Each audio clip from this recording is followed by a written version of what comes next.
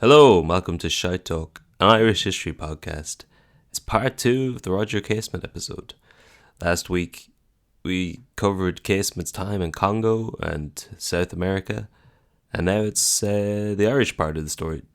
Yeah, if you're listening to this episode first, don't go back and listen to the other one.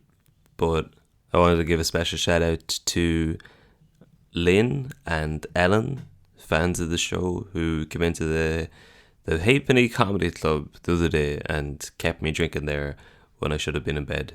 So that's why I sound like this. But if you want to come and drink pints with myself and Jason, our live show is in the Wild Duck this day next week in Dublin.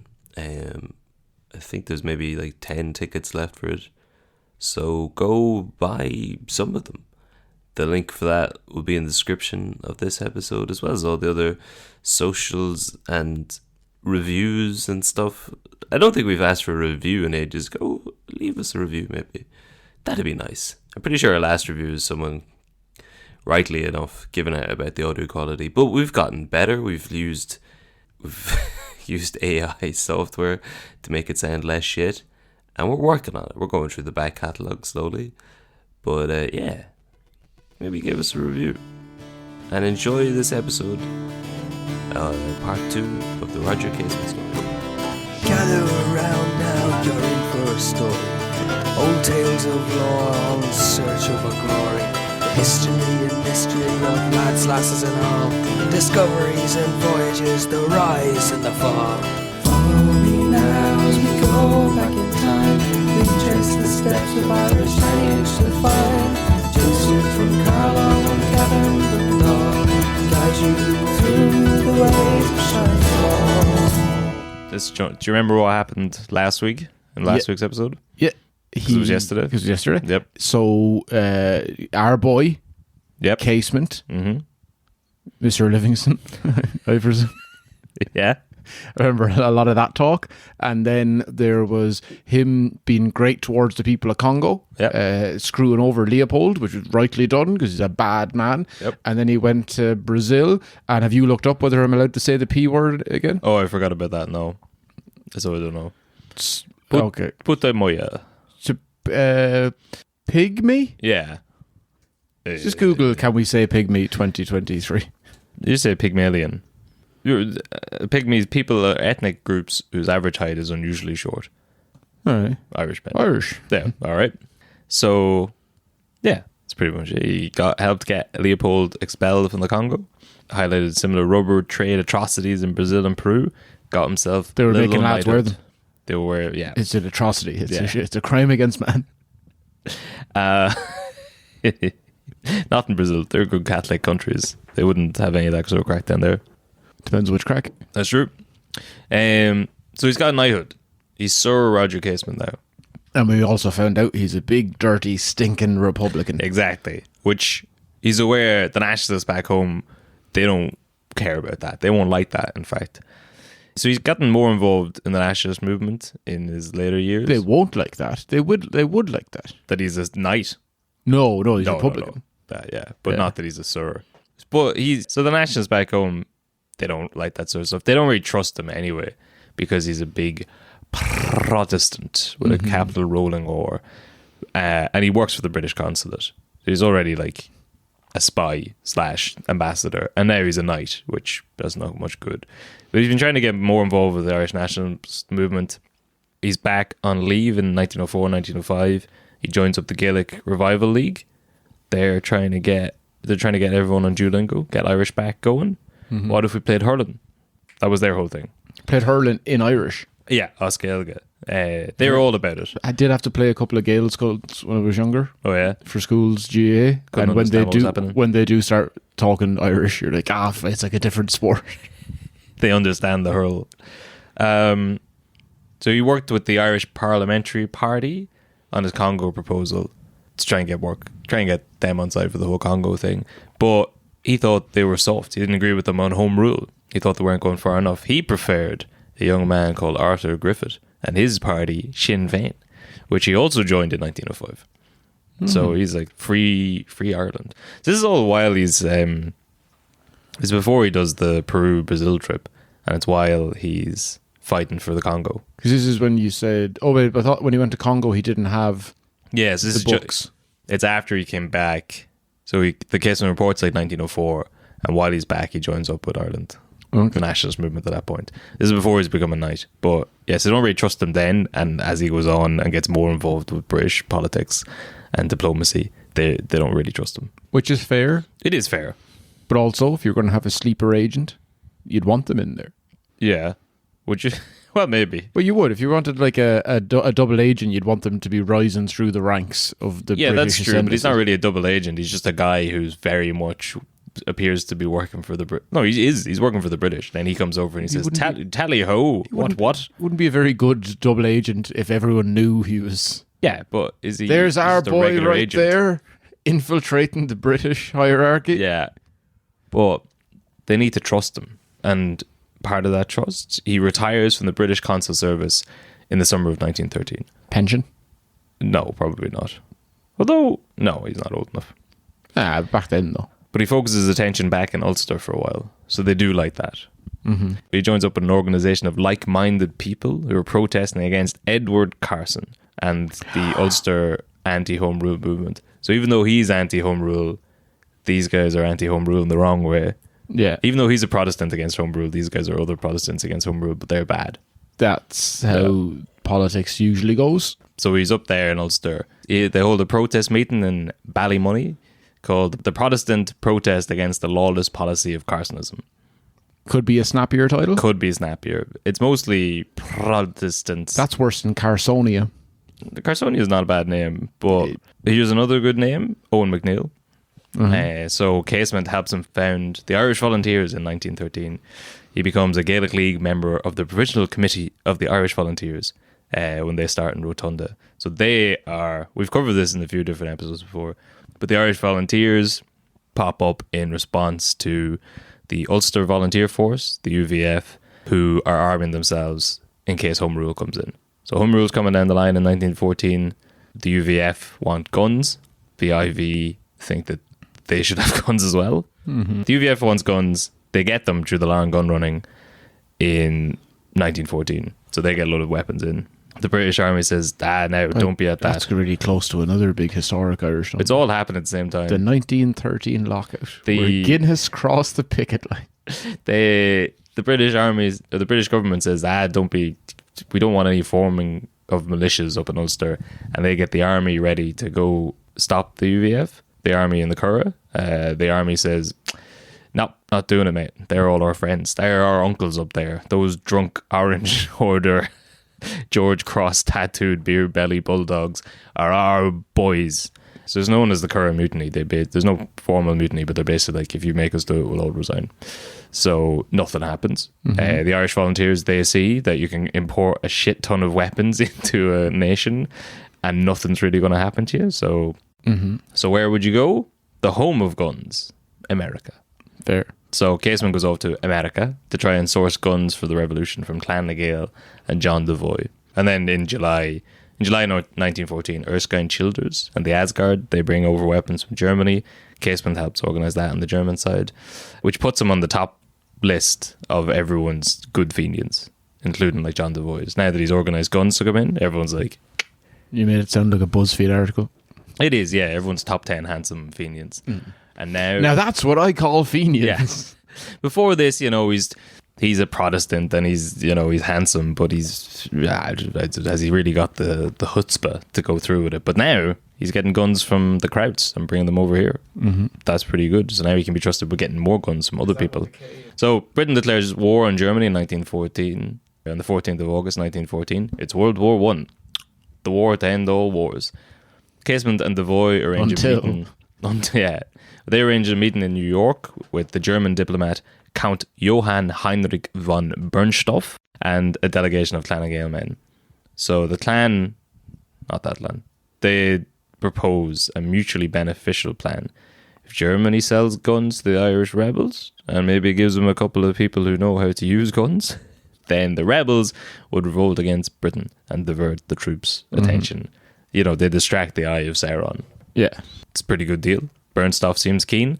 So Devoy wants to send a diplomat over to Germany to talk this through directly. And who better for the job? He's running guns. He's a diplomat already, basically. He's gorgeous. He's gorgeous. No one's going to say no to him. So Casement set sail for Germany in October 1914 to try and get more guns.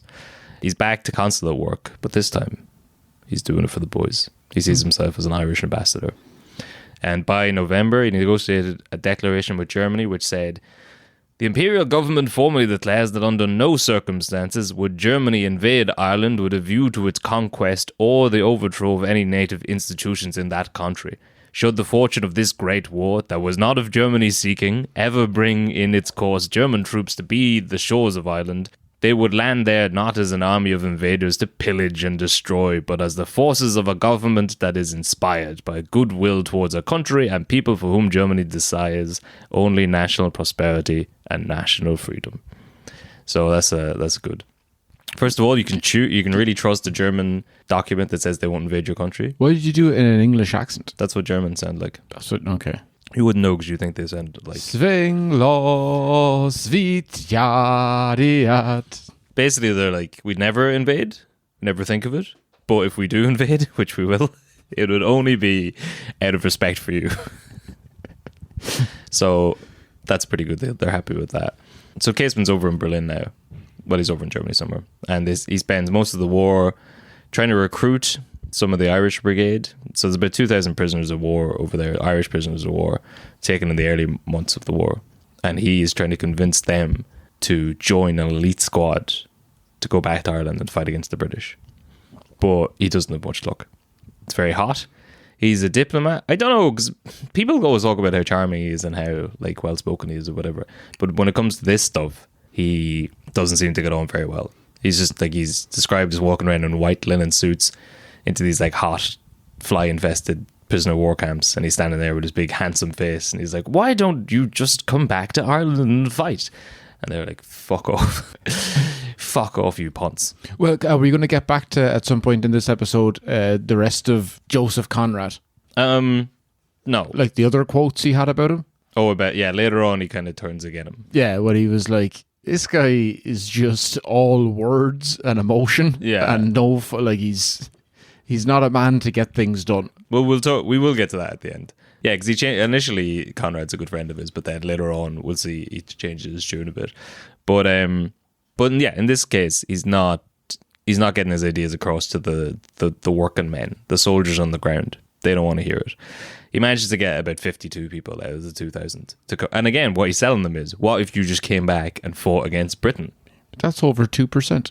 It's not great. That's what landlords in Ireland say when they're like, how much can I raise the rent by every year? But that's not great. No. But you'd imagine you should just try to evict all the lads from the prisoner of war camps. Yeah, just kick them all out, send them home, deport them. Sorry lads, we're going to need this space for Airbnbs. Yeah, so he's trying to get troops. He also wants more assurances from the Germans.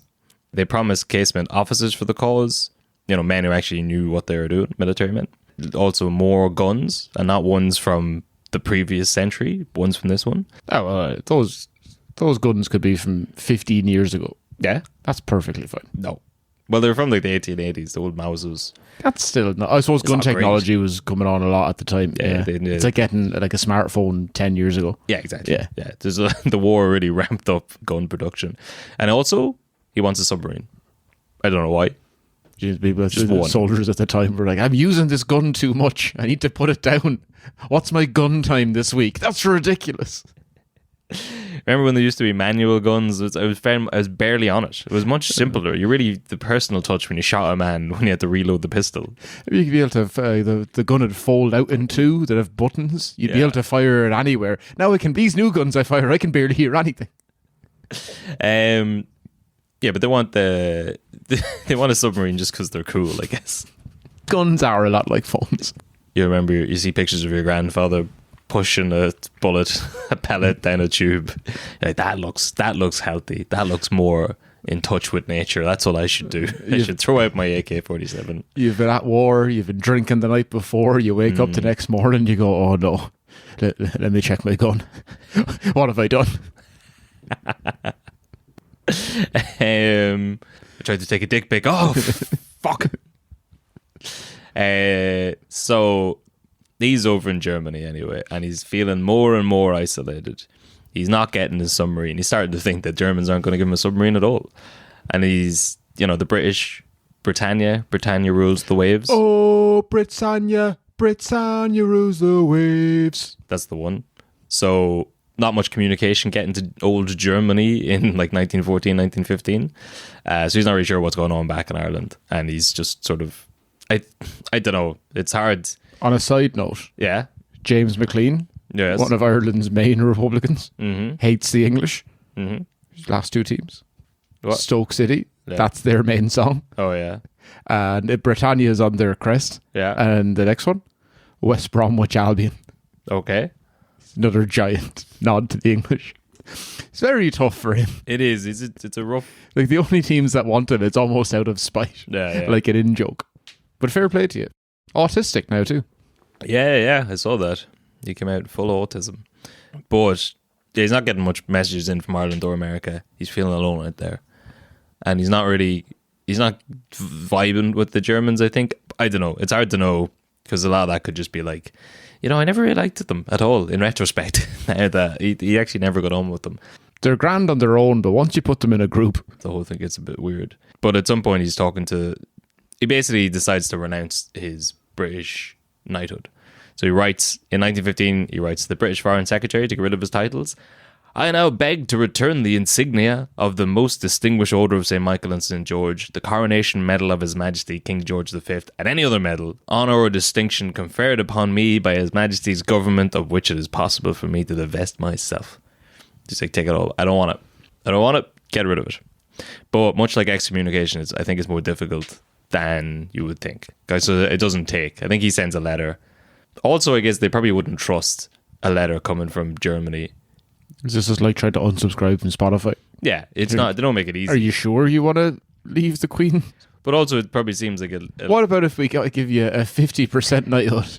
you know what? Have it for free for 3 months. Don't even worry about it. Well, just have Still it, want it, see have what it for all happens. the family. How about your whole family are knights? But I guess that'd be an easy espionage tactic during the war. Just start sending letters back to be like, yeah, just forge them. Like if the letter's coming from Berlin, it's like, yeah, he doesn't want to be a knight anymore. He says you're shit.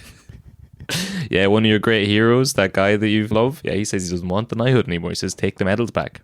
No, I'm not putting them on the phone. He doesn't want to talk to you anymore. Because they barely exist yet. But yeah, it doesn't take. I don't know. I don't think he has an answer on that. So he's still a knight. Because lines of communication are cut off for the most part. Because at this point, the world is at war. They can't really get messages hither or thither. So he learns about a little thing called the Easter Rising well after it's already been planned. Okay, was the news slow to get over to... Where is he now? He's in Germany. He's in Germany, yeah. So because he's gone over there to raise weapons, get weapons and men for a rising. And then next thing he's finding out that it's happening.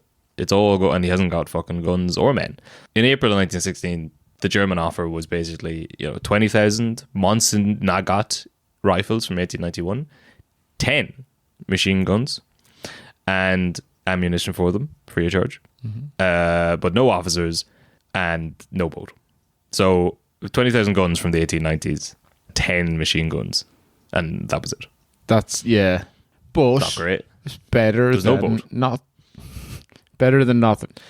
Not really, no, because he's been over there for a long time. Yeah, And he's like, again, they need military officers. They need people who know the how to officers fire would it. be a good thing. But sure, the lads back home have been practicing with hurls. With hurls, yeah. Yeah. This is a big... You say what you want about an 1819 gun, it might not be as good as a 1914 one. Yeah. It's a lot better than hurling. That is fair. Unless it's in the step up. hands of Cú Chulainn. Yes. So it wasn't exactly what he'd hoped for, and he basically wants to hold off the rising. They're not ready. And he's not a fan of just martyrdom for martyrdom's sake, which is not the same. You can't say the same for all the rest of the lads. But he wants to get word back that hold it off is not ready. So he sends a young man called John McGoey, McGoey, McGoey, Magooey. McGoey, my guy. So he was recently arrived Irish American. He sends him through Denmark back to Dublin with a message for the boys. Hold it off. It ain't ready. The military aid is coming from Germany, but it's not ready yet. So his orders were to get the heads in Ireland to call off the rising and merely try to land the arms and distribute them. But Mogoy doesn't reach Dublin. He doesn't let the lads know. No one really knew what happened to him until much later on. It turns out he just joined the British Navy. Did he? Was he a double agent, or did he just see? I don't know. He's like, I'm just getting out of this. There's only a little footnote. So it turned out he survives the war. He goes over to America. He just died in a car accident, or no, he died on a building site in 1925. Maybe someone got to him, but he's given this. Wait, New York building site. Yeah, the mob. So who built New York? Yeah, that's true. But the hopes and dreams of a nation. No, but yeah, it was definitely. So he's entrusted with this. He's like, sounds like the Irish went over and found him in New York and murdered him. Maybe this one's for Jimmy Hoffa or Roger Casement or I don't know. Just get in the fucking hole. But yeah, I hadn't heard that story before. It was a pretty funny little bit. I am on my way. And he just fucking joins the Brits.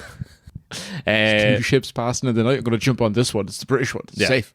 But it didn't matter. Did it say why he did that, though? No, I think apparently no one knew what. People just assumed he was dead for years. I was only relatively recently they've traced him. You get to Ellis Island and his new name was Trader McGoy.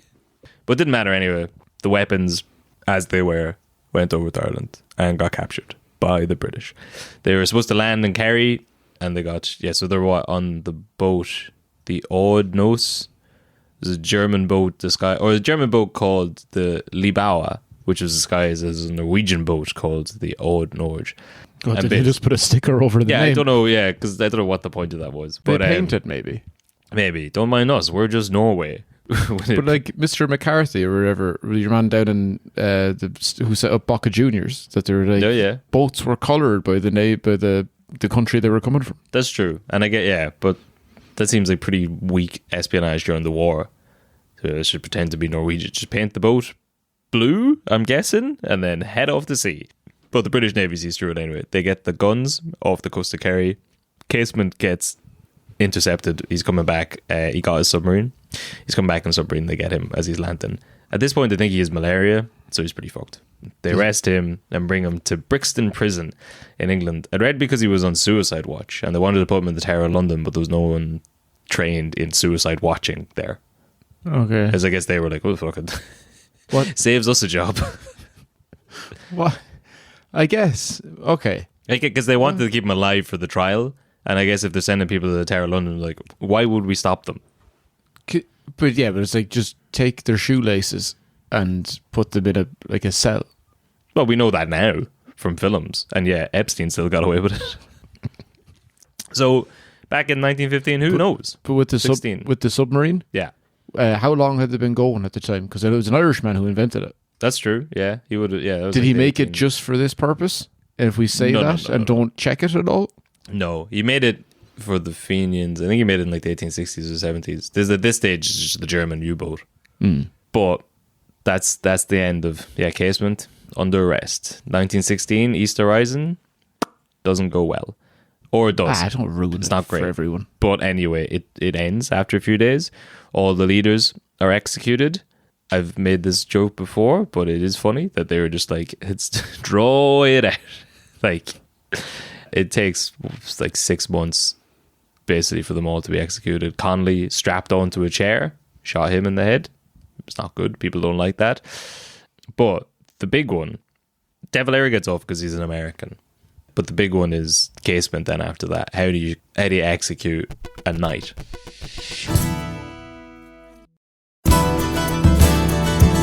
It's hard to know how famous he is. I think he's pretty famous. Sounds like he'd be pretty famous. He's certainly known as being... He dethroned Leopold. That's a pretty big deal. It is. And he's kind of like on record as being colonies bad, rubber bad, Casement hate fire bad. But so they're kind of a bit of a tricky one is like, how do they execute him? And they can't let him go the Dev route because Casement's very much like Dev is America at the time. It's good. Casement is associated now with Germany, which is bad. Especially his trial starts in June of 1916, and in July is the Battle of the Somme. And after that, people don't really, it's just not good. People stop wearing Hugo Boss around London anyway. You know, the Windsors changed their name. Not for too long, though. No, not for too long, but at the time, people are out for blood. Casement is tied to Germany. He's seen as being a German collaborator. A lot of the boys are dying over in the Somme. It's time. It doesn't matter. It doesn't matter what he did in the rubber trade. That's old news. It's time to get him executed. So the issue the court has is they want him tried and executed for treason. But is it treason if what he did was committed on German soil? Yeah. That's what I would have thought. But they think no. So they go all the way back to the Treason Act of 1351. And like it implies that treason only counts if it happens on British soil. Anything else is an act of war or whatever. All right, because he would have like defected, I guess, or whatever. Yeah, I don't know, but it doesn't. So then, because it's definitely not treason if he's been sending multiple letters back saying, "I don't want the knighthood. I'm basically at war with you," and he's in a different country. That's not true. Actually, yeah, he's not working. He's still working for the British and No. trying to fuck over the British. Yeah. He's clear. He's trying Very to actively. Yeah, he's denouncing any right he has to any seniority or whatever. But he is also still a British subject. I don't know. Anyway, they go back to read this act from the 1300s and decide to read it in the original Norman French text, which someone told me recently that the French is the official language of law. Like I guess all these old legal documents in England are in French. Even the British motto. We were looking at the old Dáil building in Ireland, or the old Dáil building in Dublin. That's the Bank of Ireland now. It has the lion and the unicorn insignia up above it, the old British emblem, and the motto for that is in French. They just thought the French were very fancy, even though they hated them. But anyway, this old text is in French, and they basically decide to they just read it in a way that with a comma now means treason can be carried out anywhere, wherever the king's enemies are. So at the end of it, basically, Casement writes that he was hung on a comma because of this interpretation of it. But I would have thought that like getting out of it is a loophole. It is treasonous. I don't know now. You did sort of convince me there, but with your half-assed approach to this. But he is a British subject, logic, and he is helping Britain's enemy. Yeah, but even to start a revolution. He does consider himself Irish. The word "subject" is it's subjective. It's tough to call someone like, no, you have to. It's treason if you do anything against us. You're a subject. You're like, that's not on. Yeah, but from their point of view, he is. Yeah, but he's a Briton man. Yeah, but he's told him he's not. But they went to this whole effort to they took them ages to go back. And why are you riding in behind the British on this? I'm not. I'm just saying it's funny that they're like, oh, they got me at a technicality. It's like, you did do it. You were there in a submarine with the guns, mate. You were trying to overthrow the king. Like, rightly, they'll say that. But he was still, he was trying to depose the king. When he wrote "hung on a comma," did he use a bunch of ellipses before? He did. He did. He was pretty happy with that. But in August of 1916, he became the last of the leaders to be executed. But he wasn't shot like the others. He was hung on a comma in Pentonville Prison, London. He was 51 years old. And he was, I think he has the distinction of being the only leader who was executed even though he was against the rising. He tried to stop it. Now delay it, I suppose, but it seems a little unfair. But he was the last of them killed, and that's it. That's the end of the episode. That's not the end of the episode. It is. It's not the end of the episode. What else is there? There's the whole other thing. Oh, with the hung diaries. The hung diaries. Yeah. Well, there was another thing that came up during his trial. There was the question of the so-called black diaries. He kept a set of diaries detailing his public life, which were referred to as the white diaries. He also kept a counter set of diaries detailing his private life. And during the trial, the prosecution wanted them admitted, the black diaries, to prove that Casement was guilty but insane because of what was in the diaries. And Casement, I think, stopped them, but the court circulated extracts from the diaries, which implied that he was a sexual deviant because Casement was a gay man. Now, that would have been more shocking too if you hadn't heard the story 4 times already. Yeah. But it's interesting, because I'd said this to you before, but I heard this. When I first came across this, I heard it. One of the theories, I think the going theory, the theory was that the British forged these diaries to make it look like Casement was gay, to make it easier to execute him because he was a knight. And that was the going theory for decades.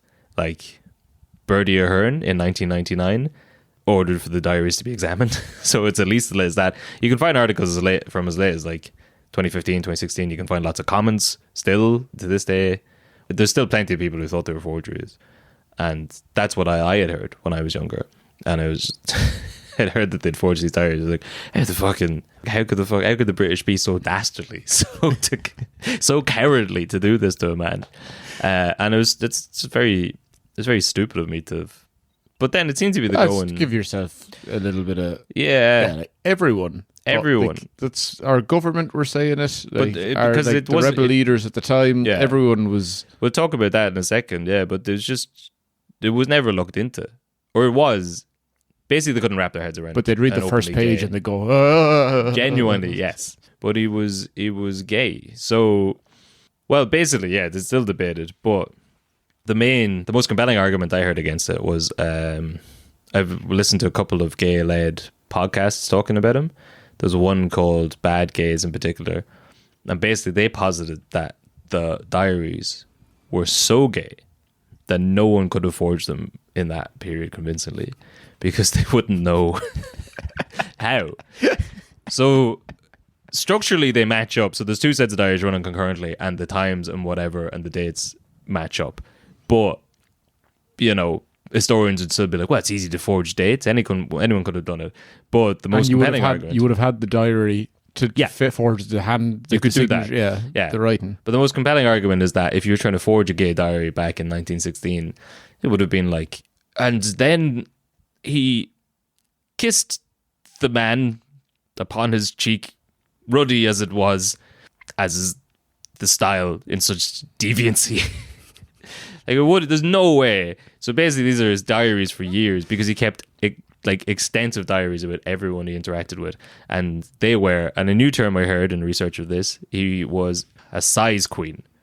Yes. He kept a list of... Doesn't surprise me you've never heard that before. Every name and size of every penis that he encountered in his days, which were quite a few. So I don't know what order to do this in, but let's say the extracts... Start at about 7 inches and work upwards. 7 inches wouldn't even he wouldn't get out of bed for that, or stay in bed for it. But extracts from the diaries included Augustino, 17 and a half, kissed many times. 17 and a half what? X, not shaved, about 21 or 22 inches. Yeah. No, I think he was 21 or 22. These are centimeters. These are Pepe, 17, bought cigarettes.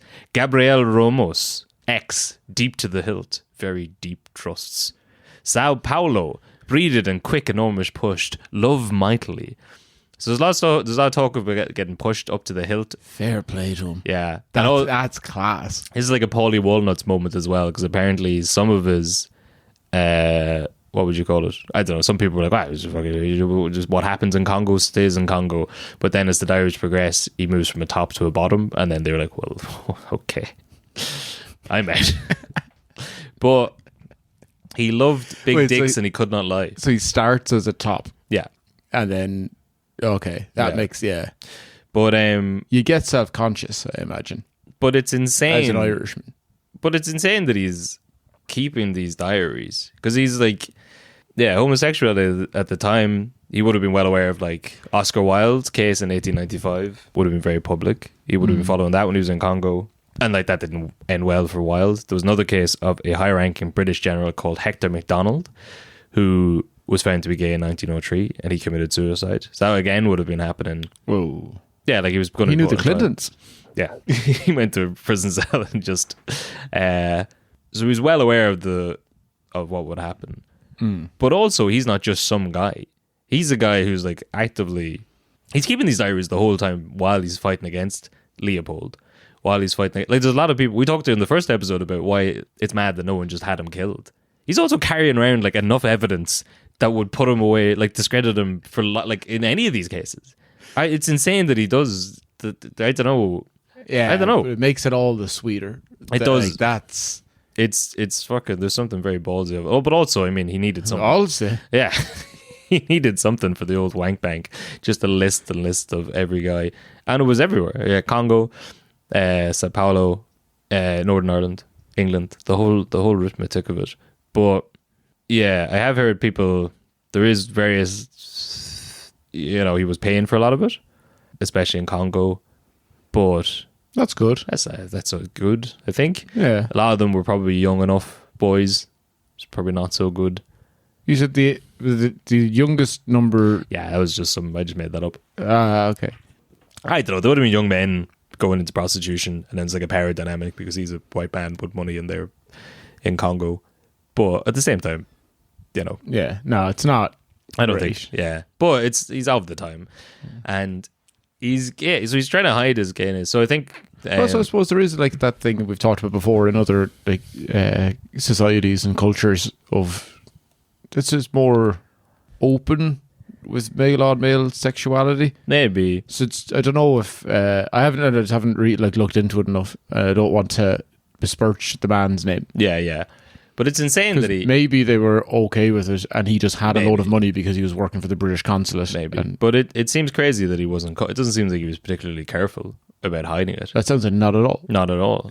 But Which is class. it is, yeah, it's insane. But so, like earlier on, I think we quoted in the first bit where he talks about how he sees the atrocities in the Congo through the eyes of the Irish, and how he thinks that kind of makes it different than the other Europeans.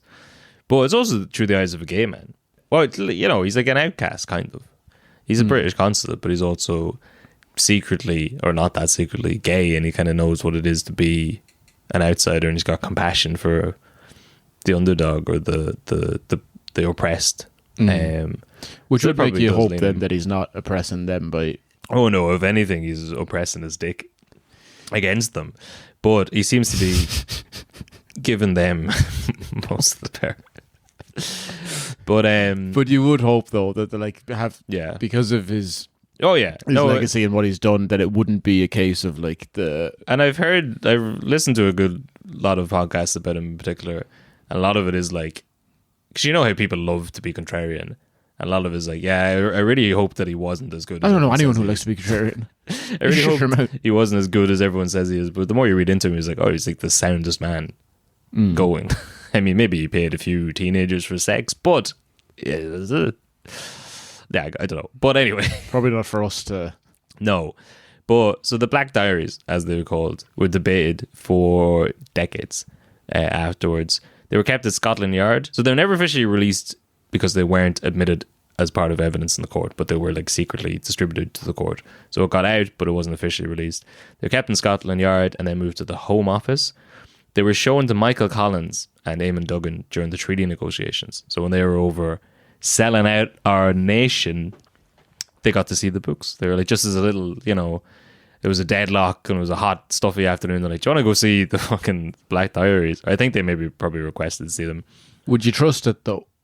Well, As in, no, not like nowadays, but like back then when they went over for that, and they were like in the middle of this very Yeah. important deliberation of what the country will and will not be. Yeah. And they're like, yeah, here's a. But what, like, is it usually like, do you want to see the Ark of the Covenant or Casement's Diaries, or we've got like, Who were planning to kill Kennedy? yeah, who's Kennedy? Oh, wouldn't you like to know? Which is, you can get one mystery to sweeten the deal. But they went and saw the books, and Duggan writes about it in the 30s, saying that Collins and I saw the diaries by arrangement with Lord Birkenhead. We read it. I did not know Casement's handwriting, but Collins did. He said it was his. The diaries were in 2 parts, repeating ad nauseum details of sexual perversion, of the personal appearance and beauty of native boys, with special reference to a certain part of their anatomy. It was disgusting. So, this is him writing about it in the 30s. Duggan, Yeah. So, but he says that Collins, Ooh. yeah. It's not great. No, but yeah, Collins at the time was like, yeah, that's him. But, so while he was in the Congo, Look for a name, Fabio, yeah. okay, and just. Or Collins just like rips out a page with his name on it and eats it. All right, for that, you get Fermanagh. And we say no more about it. So Casement, he'd always been like a poet and a writer. He's never particularly successful in that endeavor.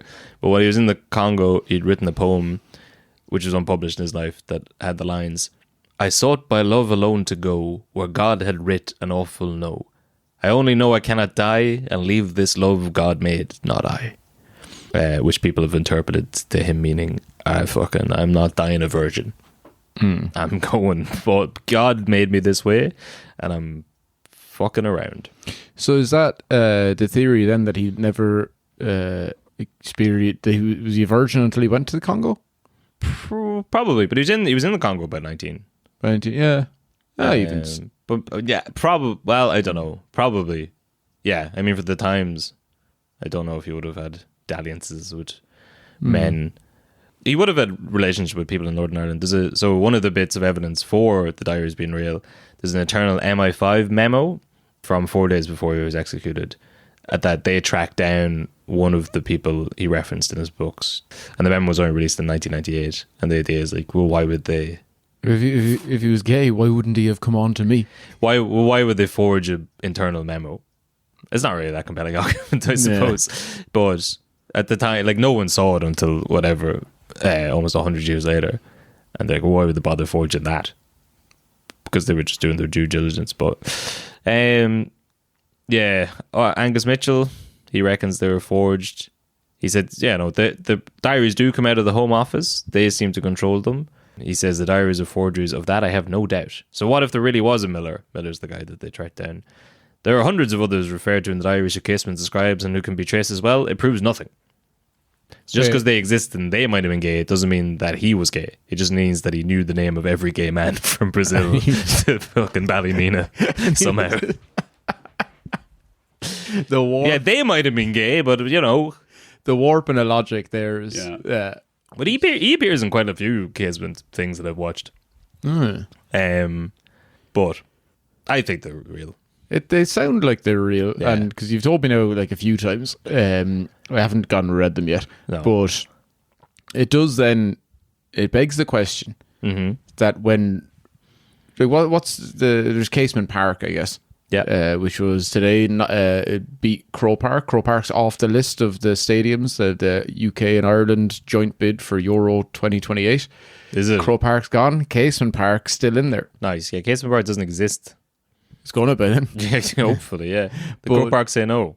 I'd say it's just, judging by what they were talking about now with the Katie Taylor fight and stuff, that it is just incredibly expensive to rent the place. And but that's because of their own choosing.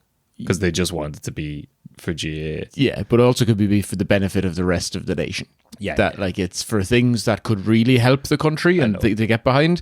The fact that they're not willing to do that, that like the country would like the GAA to prosper and also allow Katie Taylor to fight in front of, would be the biggest female sporting event of all time. Of course. And it would be in Ireland with an Irish like national hero. Yeah. That'd be a thing. It would be pretty cool. Yeah. But the like, so it's Collins Barracks is where we do the big party for Pride. Oh, that's true. At the end of that. Yeah. That and I've never really heard Casement referenced as like an LGBTQ plus like figure. No, and it is insane that well, I suppose it's not insane. Yeah, people couldn't wrap their head around the fact that he was a gay man for a long time, so it's not really very public knowledge. But it is crazy. Like when I was reading this, it is crazy that it hasn't become a film. This would make a great like 3-part series, or like he's a man of this time, like a gay 1916 leader who fucking was executed for this country, as well as standing up for. Like he's a hero to. When I was researching this, I found a picture of like the Congolese community in Dublin during the 2016 commemorations of 1916. They got together and had a celebration for him. He's a hero to native indigenous people in Brazil, Peru, Congo, Tipperary. He fought for Irish nationalists. He's a gay icon. He loved dogs. Hey. He's great. Like it's insane that there isn't a film about him now. You know, it could be in the works, but no, it's pretty crazy that it's, and especially because, well, obviously, like in 2015 when the gay marriage referendum was, it seems wild that would have been a very compelling argument. I mean, there's lots of compelling arguments, but that one, like to all the out lads who are thinking of voting no, every pub you've drank in your whole life, and there's like a smattering of faces up on the wall, and most of the time Casement is one of them in a fucking bronze plaque somewhere in the bar. That man was as gay as they come, and he was a fucking national hero. And by God did he come. Oh, by God he did. All up and down, of course, 3 continents that we know of. Oh, he's in 4, probably 4. And he was a fucking hero, a nationalist hero, and surely that had put it to bed, as he did many a man. But maybe it did come up during the marriage referendum. Didn't hear it. I didn't either, no. Because it only seems, again, like reading various different articles, it seems to be after like maybe 2017, 2018, it becomes more, people are going more along the line of that he was gay. But the evidence has been there since the start, but also maybe more since like 99. Yeah, but there's been a few others as well, I guess, that like Pádraig Pearse. Yeah, but Pearse, this stuff is kind of like, oh, there's a poem here. Oh, there's a verse here that might be taken. Oh, like this is years and years of graphic. It's a diary. There's no two ways about this. Did Dev have a wife? Yeah. Yeah. We'll talk about Dev in a second, but just weird. As an aside. So the man could have such a strong beard and have no facial hair. Yeah. But as an aside, it is, when did people stop putting plaques of the 1916 leaders in pubs? Like that seems to... Is there one in the Halfpenny? Yeah. We'll find out I wouldn't tonight. be surprised. I'm going to go in and isn't. look at them. Yeah. Like that seemed to be like the first thing. If you're opening a pub, you get a Guinness tap, you get a harp tap, you get a commemoration to the proclamation. There almost certainly is one of those in there, and that has the pictures of the leaders on it. But if you're opening a bar today, you wouldn't see it. When did that happen? Whenever Press Up started buying pubs. Yeah, maybe. There's no respect for the old classics. But in 1934, Casement's cousin Gertrude Bannister went to Eamon de Valera with news that Hollywood was going to make a film about her cousin. Universal Pictures wanted to do the story, but Gertrude said the thought of Roger being made the central figure in some sensational Hollywood picture, with perhaps an invented love story inserted to give a popular appeal, is simply revolting. I like Gertrude there. Why is she a southern dame? I don't know. Because she's concerned about Hollywood. What year was this? 1934. Okay. I wonder, because she says her issue, she has an issue with them inserting a made-up love interest. I wonder if she's saying that because of, same reason as me, or did she know he was gay? Because that'd be a bit odd to go see him. I thought you meant they would include all of that, but in 1934, no. What do you mean? Like if it had been, they wouldn't. Oh have, yeah, they wouldn't have touched the gay angle in 1934. And whatever about not touching it, but then if you go to see it, if she knew he was gay and you go to see it, and he's just like there's some Kitty O'Hara character in there, be a bit of a slap in the face to him, I suppose. I don't know. Yeah, like them saying that was a big deal between Pádraig Pearse and Michael Collins. Yeah, exactly. Moving Michael Collins. Yeah, I don't think that would have been that big of an issue. So Julius Klein from Universal Pictures, he reached out to Dev shortly after that about writing a book about Casement because he wanted files for the film, but Dev shot him down. Not the first time. No. So, Casement's body was left in England after he was hung. But in February 1965, his remains were sent back to Ireland. He told his cousin Gertrude Bannister he didn't want to be left in Pentonville prison, but brought back to be buried near the family home in Murlock Bay, County Antrim. And by God, we respected his decisions and buried him in Glasnevin Cemetery. Yeah, because Northern Ireland was a thing at the time, which he hadn't envisioned, I guess. He didn't think that'd exist. So they're not going to be able to bury him there in the 60s. So they buried him in Glasnevin Cemetery with the rest of the boys. Which is still a good place, in fairness, to be. If you're going to be buried somewhere, but it's funny to be will, like, we need to get him out of there. It's not what his last wishes were. Let's move him very far away from where he wanted to be to where we want him to be for a political statement. And tourism. So they have a weird relationship with getting his body back because it's the 60s. That's a long time to leave him over there. And it could be to do with the diaries. Dev has a special affection for him. He named his son Rory after him, which I don't. He was born in 1916. Is Roger Rory? In Irish, probably. Maybe. But so he shows what we know. I know. He liked him anyway, so he spearheads getting his body back, but then buries it in the wrong place.